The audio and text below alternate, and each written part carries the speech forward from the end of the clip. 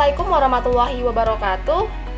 Kami dari kelompok 1 Gizi 6D yang beranggotakan Agustina Dwi Prastanti, Fatma Alfani, Adi Puji Kurniawan, Nikmah Latifatul Afa, Mutiara Salisa Izanusa, Fernanda Eka Latifah, Sayyidah Sahowah, Sepia Zahra Latifah, dan Rizza Nazli Maulina akan mempresentasikan materi tentang asuhan gizi pada penyakit cikungunya.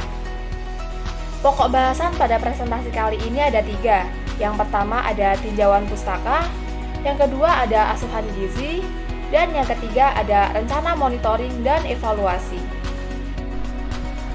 Pokok bahasan yang pertama ada tinjauan pustaka. Pengertian penyakit. Cikungunya adalah suatu penyakit yang disebabkan oleh virus cikungunya yang menimbulkan gejala mirip dengan demam dengue, tetapi jarang menyebabkan pendarahan. Penderita akan mengeluh nyeri hebat pada tulang-tulangnya atau breakbone fever, sehingga penyakit ini di masyarakat dikenal sebagai flu tulang. Cikungunya ditularkan oleh nyamuk Aedes aegypti sebagai vektor utama dan Aedes albopictus sebagai vektor potensial.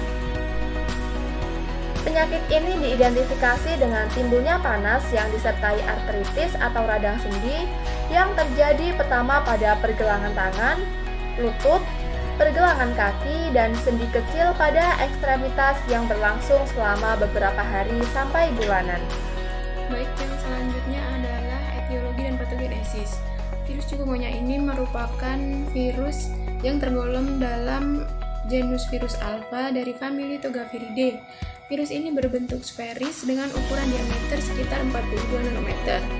Virus cikungunya bersama dengan virus onyong-onyong dari genus virus alpha serta virus penyebab penyakit demam Nil Barat dari genus virus flavi dapat menyebabkan gejala penyakit yang mirip dengan dengue. Sebelum virus ini menyerang manusia pada sekitar tahun 200 hingga 300 tahun yang lalu, virus ini menyerang primata yang ada di hutan dan padang savana di Afrika. Hewan primata yang sering terjangkit virus cikungunya ini adalah babun atau Papio sp dan Cercopithecus sp. Siklus di hutan di antara satwa primata ini dilakukan oleh Aedes sp. Virus cikungunya ini merupakan kelompok virus RNA yang memiliki selubung merupakan anggota grup A arbovirus, yakni alphavirus dari Togaviridae. Jika dilihat dengan mikroskop, elektron dari virus cikungunya ini menunjukkan bentuk virion yang sferis dan kasar atau berbentuk poligonal dengan garis tengah antara 40 sampai 45 mm dan inti yang berdiameter 25 sampai 30 mm. Penyebaran dari virus cikungunya ini tersebar luas di Afrika, Asia Selatan, dan Asia Tenggara. Vektor utama penularan dari virus cikungunya adalah nyamuk Aedes aegypti, sedangkan sumber penularannya adalah manusia dan primata.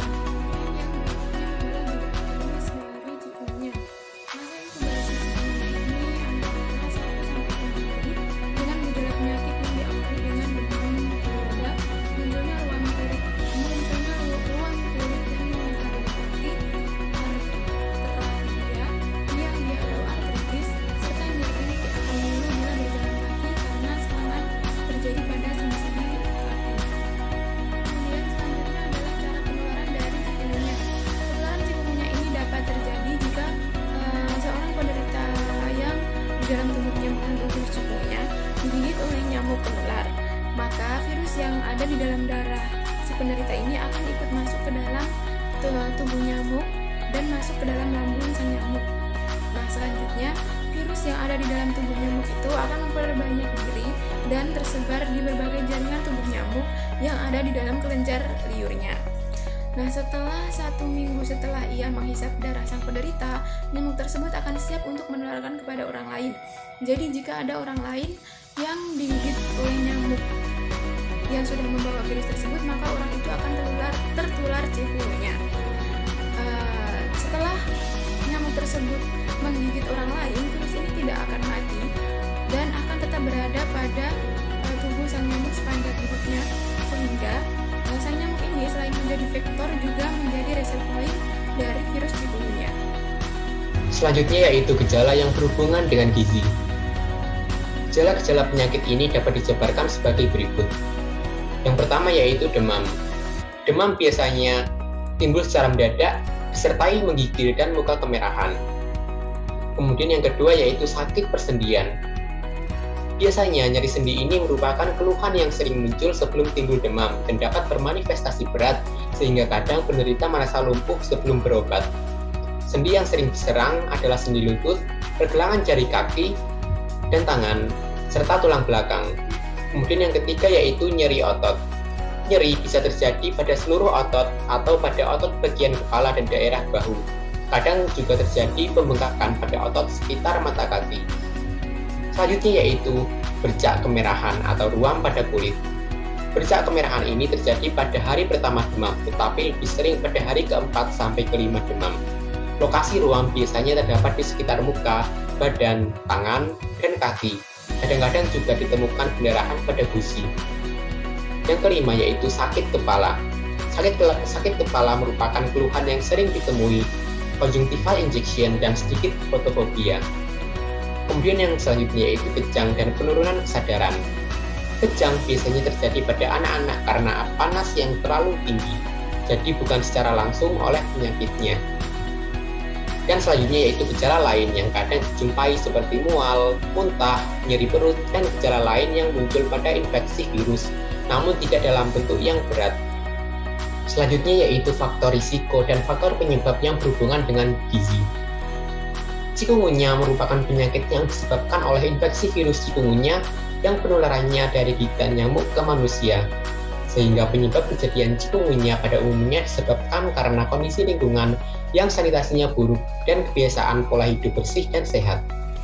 Beberapa faktor yang berhubungan dengan kejadian penyakit chikungunya diantaranya yaitu yang pertama ada keadaan tempat penampungan air atau TPA. Tempat penampungan air atau tempat-tempat yang memungkinkan adanya genangan air dapat menjadi tempat untuk berkembang biaknya nyamuk Aedes. Kemudian yang kedua yaitu keberadaan jentik. Beberapa barang-barang bekas seperti botol bekas, kaleng bekas, cangkir plastik, dan lain-lain yang memungkinkan terjadinya genangan air dapat menyebabkan penyebaran penyakit chikungunya. Kemudian yang ketiga yaitu hunian yang padat. Kepadatan hunian yang merupakan faktor yang dapat menyebabkan terjadinya penyakit chikungunya, di mana semakin padatnya suatu hunian, memungkinkan penyebaran penyakit chikungunya akan lebih cepat. Kemudian yang keempat yaitu kebiasaan menguras tempat penampungan air. Tempat penampungan air seperti misalnya bak mandi atau tempat-tempat penampungan air sekurang-kurangnya 1 minggu sekali harus dilakukan pengurasan agar tidak menjadi tempat untuk berkembang biak nyamuk Aedes. Selanjutnya yang kelima yaitu kebiasaan menutup TPA dan mengubur barang bekas. Tempat penampungan air yang terbuka memungkinkan untuk menjadi tempat berkembang biaknya nyamuk. Selain itu, barang bekas yang diletakkan sembarangan juga dapat menjadi genangan air, di mana apabila turun hujan sehingga memungkinkan menjadi tempat berkembang biaknya nyamuk. Kemudian selanjutnya yang keenam yaitu kebiasaan menggantung pakaian. Pakaian yang banyak tergantung di dinding biasanya disenangi oleh nyamuk sebagai tempat beristirahat sehingga dapat menjadi sarang nyamuk. Selanjutnya yang ketujuh yaitu kebiasaan memakai obat anti nyamuk.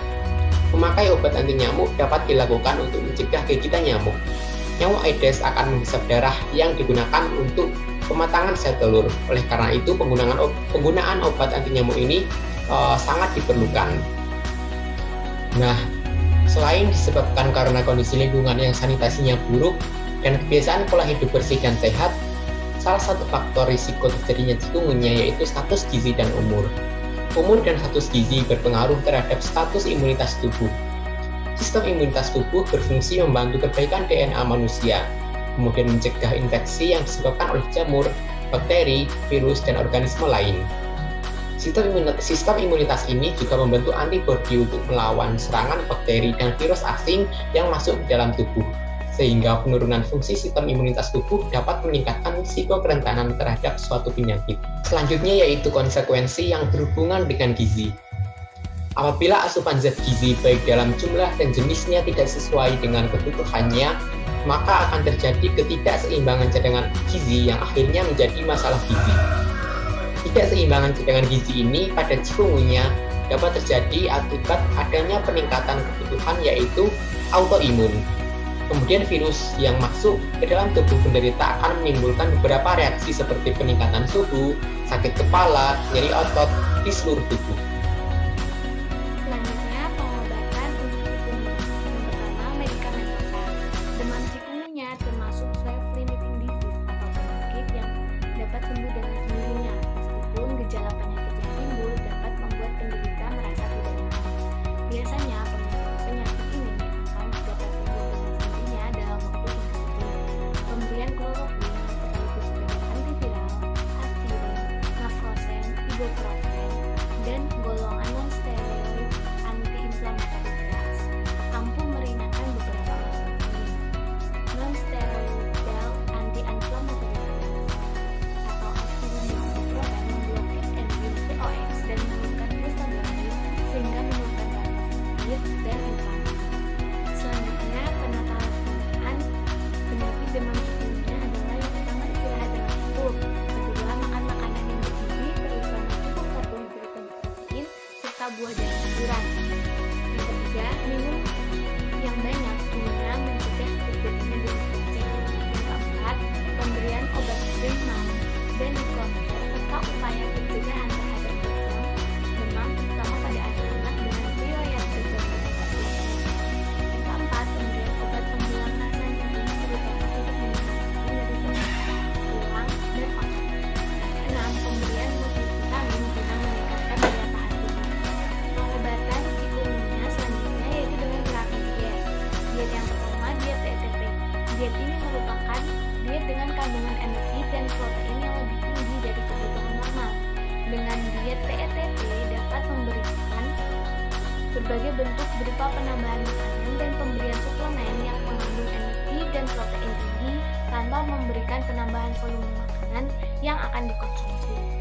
Prinsip dan syarat diet TETP adalah energi tinggi yaitu 40-45 kilokalori per kilogram berat badan, protein sekitar 2-2,5 gram per kilogram berat badan, lemak diberikan cukup yaitu sekitar 10-25% dari total kebutuhan energi pasien. Yang keempat, karbohidrat diberikan cukup. Yang kelima, vitamin dan mineral cukup sesuai kebutuhan pasien dalam kecukupan gizi atau LPG. Yang keenam, makanan diberikan dalam bentuk yang mudah dicerna. Pemberian makanan dilakukan secara bertahap dengan menyesuaikan kondisi pasien. Selanjutnya yaitu asuhan gizi, yaitu asesmen. Yang pertama ada pengukuran antropometri. Jadi data antropometri didapatkan dengan melakukan pengukuran secara langsung kepada pasien. Data berat badan didapatkan dengan menimbang pasien dengan timbangan digital. Data tinggi badan didapatkan dengan menggunakan pengukuran microdose. Apabila kondisi pasien tidak mampu berdiri, maka data berat badan diukur menggunakan Milo pasien dan tinggi badan pasien diperoleh dengan mengukur panjang ulna pasien. Lalu untuk penilaian status gizi diukur dengan membandingkan ukuran dua rasio tersebut menggunakan indeks massa tubuh atau IMT. Selanjutnya yaitu pemeriksaan biokimia. Jadi terdapat beberapa pemeriksaan laboratorium yang dapat dilakukan pada virus chikungunya, antara lain yaitu pemeriksaan darah lengkap dan pemeriksaan serologi. Untuk pemeriksaan darah lengkap, parameter pemeriksaannya yaitu yang pertama ada trombosit. Jadi trombosit mengalami penurunan hingga terjadi trombositopenia atau trombosit kurang dari 100 ribu. Yang kedua ada hematokrit mengalami peningkatan sebesar lebih dari sama dengan 50% dari hematokrit awal karena terjadi kebocoran plasma, biasanya dimulai pada hari ketiga demam.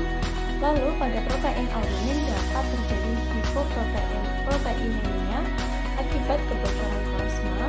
Selanjutnya yaitu tes fungsi hati ALT atau AST meningkat. Dan yang terakhir yaitu pemeriksaan hemostatis, yaitu dengan pemeriksaan PT, APPT pada keadaan yang dicurigai terjadi pendarahan atau kelainan pembekuan darah. Selanjutnya yaitu pemeriksaan fisik dan klinis. Asesmen data klinis pasien chikungunya terdiri dari panas mendadak, mengeluh nyeri sendi, dan pada kulit tubuhnya dapat ditemukan bercak merah atau makulopapular, dan pemeriksaan darah tepi menunjukkan leukosit yang menurun. Lalu selanjutnya ada pengukuran dietary history. Dietary history merupakan pengumpulan data riwayat gizi makanan dengan melakukan wawancara pasien atau keluarga pasien menggunakan metode recall 24 jam. Data asupan makan meliputi penilaian asupan makanan dengan komposisi, pola makan, diet saat ini, dan kebiasaan makan sehari-hari. Dan yang terakhir yaitu ada riwayat personal. Jadi faktor risiko kuat penyakit chikungunya adalah ketika seseorang memiliki hubungan atau kontak dengan penderita chikungunya. Nah, faktor risiko lain penyebab chikungunya yaitu tingkat pendidikan, kebiasaan biur siang, kebiasaan menggantung pakaian, kebiasaan menyikat dan menguras bak mandi, dan kebiasaan menutup tempat penampungan air atau TPA. Diagnosa gizi pada pasien chikungunya yang pertama yaitu hubungan N1-1 yaitu peningkatan kebutuhan energi berhubungan dengan adanya infeksi yang ditandai dengan adanya demam dan juga penurunan kadar troposit. Yang kedua yaitu N2-1 berupa asupan oral tidak adekuat yang berhubungan dengan penurunan kemampuan mengkonsumsi energi yang cukup ditandai dengan adanya penurunan nafsu makan. Yang ketiga yaitu N21 asupan oral tidak adekuat yang berhubungan dengan adanya penurunan nafsu makan yang ditandai dengan adanya gejala mual dan muntah. Yang keempat yaitu NC2.2 yang berupa perubahan nilai data lab terkait adanya penyakit infeksi virus ChiKV ditandai dengan penurunan kadar trombosit. Yang selanjutnya mengenai intervensi gizi berupa yang pertama tujuan diet. Pasien chikungunya yang pertama yaitu untuk mengganti kehilangan zat gizi dan juga memperbaiki status gizi yang kurang. Tujuan yang kedua yaitu memperbaiki ketidakseimbangan cairan elektrolit menuju normal. Yang ketiga yaitu mencegah dan mengurangi kerusakan jaringan tubuh, dan yang terakhir yaitu mengoptimalkan daya tahan tubuh dan juga status gizi. Intervensi gizi yang kedua yaitu prinsip diet. Prinsip diet dari diet penyakit chikungunya yaitu memberikan makanan untuk memenuhi kebutuhan energi dan protein yang kebutuhannya meningkat. Intervensi gizi yang ketiga yaitu berupa syarat diet. Syarat diet pasien chikungunya yang pertama yaitu energi diberikan sesuai dengan kebutuhan. Yang kedua yaitu kebutuhan protein diberikan sebesar 2 gram per kilogram berat badan per hari. Yang ketiga yaitu lemak diberikan sebesar 20 hingga 25% dari total kebutuhan energi. Yang keempat yaitu karbohidrat. Karbohidrat diberikan cukup yaitu sisa dari kebutuhan energi total dikurangi dengan kebutuhan protein dan juga lemak. Yang kelima yaitu kebutuhan cairan.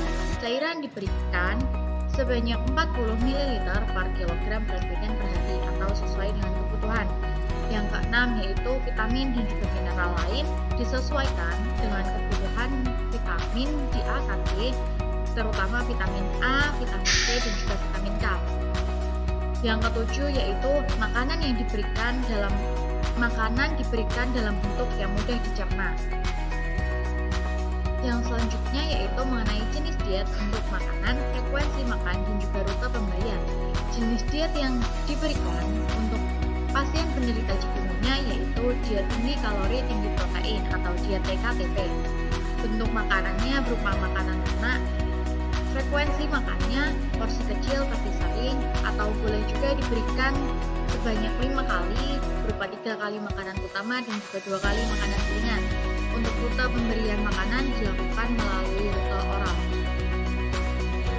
Baik, selanjutnya yaitu makanan yang diperbolehkan dan dihindari. Untuk yang pertama yaitu makanan yang diperbolehkan atau dianjurkan terdiri dari pertama sumber karbohidrat, yaitu sumber karbohidrat kompleks seperti nasi, mie, makaroni, pasta, biskuit, dan roti. Yang kedua protein nabati, yaitu protein yang diperbolehkan dari kacang-kacangan dan biji-bijian seperti biji chia, biji remi, dan kacang almond.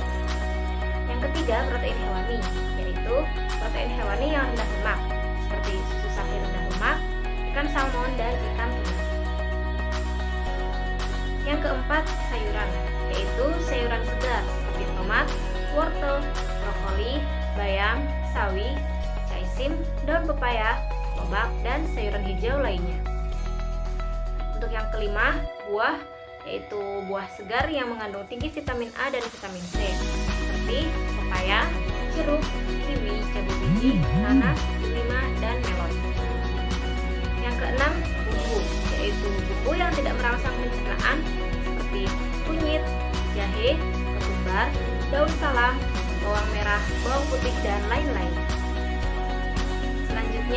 kedua yaitu makanan yang dihindari atau dibatasi. Untuk yang pertama dari sumber karbohidrat yaitu karbohidrat sederhana seperti permen, sirup, cake manis, selain itu kue berlemak, dan biskuit yang padas. Yang kedua sayuran, yaitu sayuran yang diawetkan menggunakan natrium atau sayuran yang dikalekan. Yang ketiga protein, yaitu sumber protein yang tinggi lemak, terdiri dari susu yang mengandung lemak tinggi, daging merah, ayam dengan kulit, daging beku, daging kaleng, dan lainnya. Untuk yang keempat lemak, yaitu sumber makanan yang mengandung lemak tinggi seperti santan, susu tinggi lemak, dan gorengan. Dan yang kelima minuman, yaitu minuman kaleng, minuman bersoda, teh, kopi, dan minuman berkafein. Dan yang terakhir bumbu, yaitu bumbu yang merangsang pencernaan seperti cabai dan merica. Baik, selanjutnya ada intervensi gizi. Dalam melakukan intervensi gizi, salah satunya ada kegiatan konseling gizi. Yang pertama ada topik konseling, yaitu pada penderita penyakit chikungunya diberikan daya tinggi karbohidrat tinggi protein, serta diberikan pengertian tentang penyakit chikungunya dan upaya pencegahannya. Yang kedua ada sasaran konseling, di mana sasaran konseling ini ditujukan kepada pasien, keluarga pasien, dan perawat pasien. Baik, yang selanjutnya ada tujuan penyuluhan. Yang pertama ada membantu klien menggali dan memberikan alternatif penyelesaian masalah gizi. Yang kedua ada memberikan edukasi terkait pemilihan makanan yang sesuai dengan diet. Yang ketiga ada memberikan contoh bahan makanan penukar sesuai dengan diet yang dijalani. Keempat ada menjelaskan peraturan mengkonsumsi makanan atau minuman sesuai dengan diet yang dijalani. Yang terakhir yang kelima memberikan edukasi terkait bahan makanan atau minuman yang sebaiknya dihindari, dibatasi, dan makanan yang dianjurkan.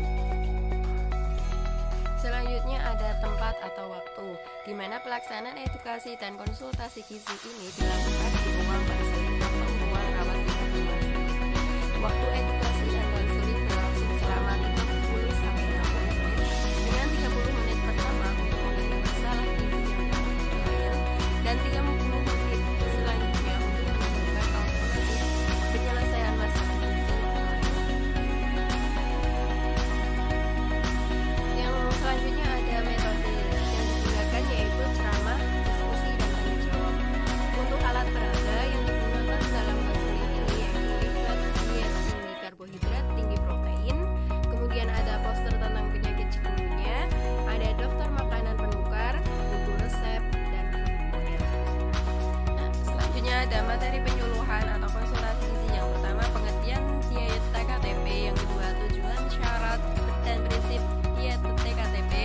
Yang ketiga ada contoh menu sehari. Yang keempat bahan makanan penukar. Yang kelima bahan makanan atau minuman yang dianjurkan, dibatasi, atau dihindari. Yang terakhir ada gambaran penyakit chikungunya dan komplikasinya. Selanjutnya yaitu mengenai strategi konseling. Strategi konseling yang digunakan menggunakan strategi diskusi dan partisipasi. Strategi ini dilakukan dengan cara memberikan informasi-informasi terkait dengan kesehatan dan gizi. Penyampaian informasi gizi bersifat dua arah, di mana sasaran dapat ikut aktif berpartisipasi melalui diskusi-diskusi tentang kesehatan dan gizi. Evaluasi konsultasi gizi. Evaluasi konsultasi gizi ini menanyakan kepada klien terkait pelaksanaan diet yang dijalani dan menilai sejauh mana materi yang disampaikan dapat dipahami klien. Evaluasi dilakukan setelah konseling dan pada saat kunjungan klien berikutnya. Itu rencana monitoring dan evaluasi. Tujuan monitoring adalah melihat dan mengecek kepatuhan atau kolaborasi terhadap rencana dan mengecek kesesuaian implementasi dengan rencana yang akan dilakukan. Monitoring yang pertama yaitu antropometri, dilakukan dengan mengukur berat badan sebelum dan sesudah dilakukan diet. Yang kedua, asupan makan dilakukan dengan melihat kesesuaian asupan makan meliputi gizi makro dan gizi mikro terhadap kebutuhan perharinya. Monitoring asupan makan biasanya dilakukan 2-3 hari sekali.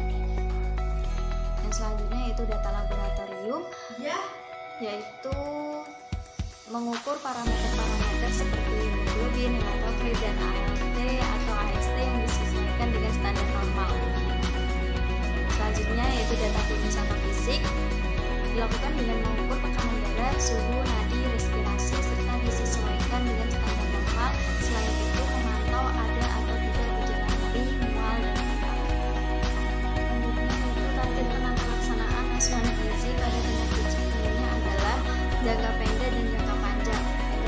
asupan makanan lebih dari 80% dari yang direkomendasikan. Yang ketiga, mempertahankan atau memperbaiki status gizi. Yang keempat, hemoglobin laki-laki 14 sampai 17 mg/dl dan perempuan 12 sampai 15. Untuk hematokritnya laki-laki 38 sampai 49% dan perempuannya 33 sampai 34%. Untuk eritrosit laki-laki 4,5 sampai 5,5 dan perempuan 4 sampai 5. Untuk suhu 36 sampai 37 derajat Celcius, untuk nadinya 60 sampai 100 kali per menit dan respirasinya 12 sampai